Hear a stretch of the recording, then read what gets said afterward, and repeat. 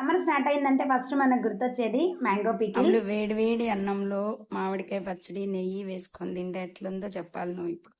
చాలా బాగుంది. పుల్ల పుల్లంగా కారం కారంగా చాలా బాగుంది. Thank you. ఈ మ్యాంగో పికిల్ మా పాపకైతే చాలా బాగా నచ్చింది. ఈ రోజు నేను చెప్పే ఇన్స్టెంట్ మ్యాంగో పికిల్ ని ఒక్కసారి ట్రై చేయండి. ఎంత తింటున్నామో కూడా తెలియకుండా తినేస్తాము, అంత టేస్టీగా ఉంటుంది.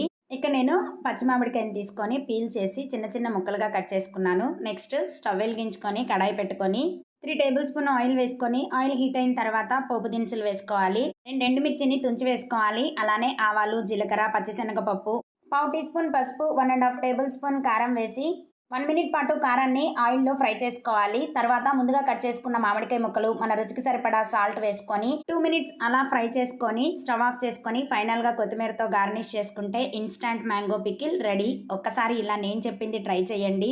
ఎప్పుడు మ్యాంగో పికిల్ తినాలన్నా ఇలానే ట్రై చేస్తారు, అంత టేస్టీగా ఉంటుంది. వేడివేడి అన్నంలో కాస్త నెయ్యి వేసుకొని ఈ పచ్చడి వేసుకొని తినండి. టోటల్ మీల్ని ఫుల్గా ఎంజాయ్ చేస్తారు.